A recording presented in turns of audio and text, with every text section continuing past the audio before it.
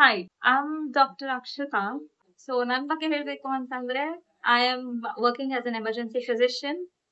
The purpose of doing these videos is just to share my knowledge and to educate the people. So, ಇವತ್ತು ಬಂದಿ topic I would like to talk about the regularly misused medications in daily life. So, I'm talking about antacids. So antacids ಇರುತ್ತಲ್ಲ gastric ಗೆ ಅಂತ ಜನ use ಮಾಡ್ತಾರೆ. ಸ್ವಲ್ಪ ಹೊಟ್ಟೆ stomach upset ಅನ್ನಿಸ್ತು, ಚೆಸ್ಟ್ ಡಿಸ್ಕಂಫರ್ಟ್ ಅನಿಸ್ತು, ಬರ್ಪಿಂಗ್ ಇತ್ತು, ನಂಗೆ ತೇಗ್ ಬರ್ತಾ ಇತ್ತು, ಉಡಿ ತೇಗು, ಅದಕ್ಕೆ ಆಸಿಡಿಟಿ ಇದೆ ಡಾಕ್ಟರ್, ಗ್ಯಾಸ್ಟ್ರೈಟಿಸ್ ಇದೆ, ನಾನು ಟ್ಯಾಬ್ಲೆಟ್ ತಗೊಂಡೆ ಕಮ್ಮಿ ಆಗ್ಲಿಲ್ಲ, ಇಂಜೆಕ್ಷನ್ ಕೊಡಿ ಅಂತ. ಸೊ ಅದು ಮಿಸ್ಯೂಸ್ ಆಗ್ತದೆ ಜಾಸ್ತಿ. ಸೊ ಇದು ಬಂದ್ಬಿಟ್ಟು ಪ್ಯಾಂಟೋಪ್ರೊಜಾಲ್ ಅಂದ್ರೆ ಪ್ರೋಟೀನ್ ಪಂಪ್ ಇನಿಬಿಟರ್ ಅಂತ ಹೇಳ್ತಾರೆ. ಅದೇನ್ ಮಾಡುತ್ತೆ, ನಮ್ ಸ್ಟಮಕ್ ಒಳಗಿರೋ ಆಸಿಡ್ ನ ಕಮ್ಮಿ ಮಾಡುತ್ತೆ.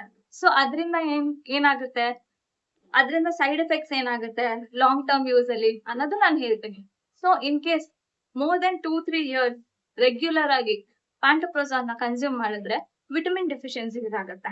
So main is vitamin B12 deficiency. Vitamin already ವೆಜಿಟೇರಿಯನ್ಸ್ಗೆಲ್ಲ ವಿಟಮಿನ್ B12 ಡೆಫಿಷಿಯನ್ಸಿ ಯೂಶಲಿ ಇರುತ್ತೆ.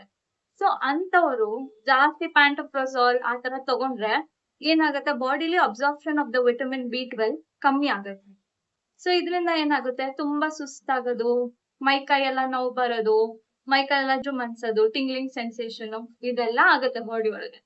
So it may cause chronic vitamin B12 deficiency. Be careful. And ನಿಮಗೆ ಏನೇ ಟ್ಯಾಬ್ಲೆಟ್ ಪ್ರಿಸ್ಕ್ರೈಬ್ ಮಾಡಿದ್ರು ಡಾಕ್ಟರ್, ಅದೆಷ್ಟು ಮಂತ್ಸ್ ಅಥವಾ ಎಷ್ಟು ಡೇಸ್ ಪ್ರಿಸ್ಕ್ರೈಬ್ ಮಾಡಿದ್ರೆ ಅಷ್ಟೇ ಡೇಸ್ ತಗೋಬೇಕಾಗುತ್ತೆ. ಮಿಸ್ಯೂಸ್ ಮಾಡಿದ್ರೆ ಹಿಂಗಾಗ ಚಾನ್ಸಸ್ ಇರುತ್ತೆ. ಸೊ ನೆಕ್ಸ್ಟ್ ಟೈಮ್ ನೀವು ಡಾಕ್ಟರ್ ಹತ್ರ ಹೋದ್ರೆ ನಿಮಗೆ ವಿಟಮಿನ್ B12 ಡೆಫಿಷಿಯನ್ಸಿ ಹತ್ರ ಏನಾದ್ರು ಇದ್ರೆ ಹೇಳ್ಬೇಕಾಗುತ್ತೆ ಡಾಕ್ಟರ್ಸ್ಗೆ, ಮತ್ತೆ ಯು ಶುಡ್ ಬಿ ಅವೇರ್.